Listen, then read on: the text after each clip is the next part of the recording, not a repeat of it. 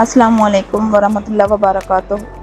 आयत learning hub में आप सबको दिल की गहराइयों से खुश आमदीद।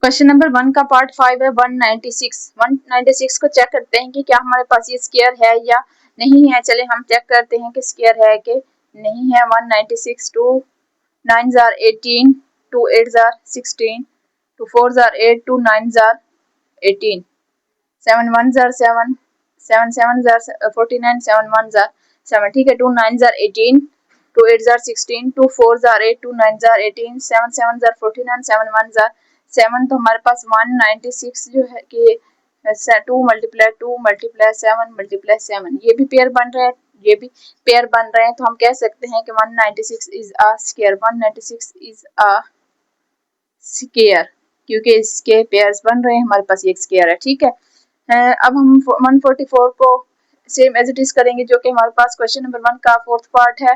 ठीक है, फोर्थ पार्ट में हमारे पास क्या है 144 को हम सेम एज इट इज करेंगे। कैसे? 2 7 are 14 2 2 are 4 2 3 are 6 2 6 are 12। ठीक है, 2 1 are 2 2 8 are 16 2 9 are 18। ठीक है, 3 3 are 9 and 3 1 are 3। सो हमारे पास 144 के कौन कौन से फैक्टर हैं? 2 मल्टीप्लाई 2 मल्टीप्लाई 2 मल्टीप्लाई 2 3 मल्टीप्लाई 3।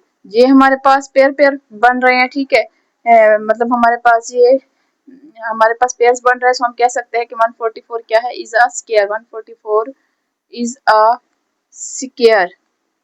ठीक है, 144 हमारे पास क्या है? स्क्वायर। और ये हमारे पास क्वेश्चन नंबर 1 के पार्ट 5 और पार्ट 6 का सोल्यूशन है जो कि कंप्लीट स्क्वायर है हमारे पास।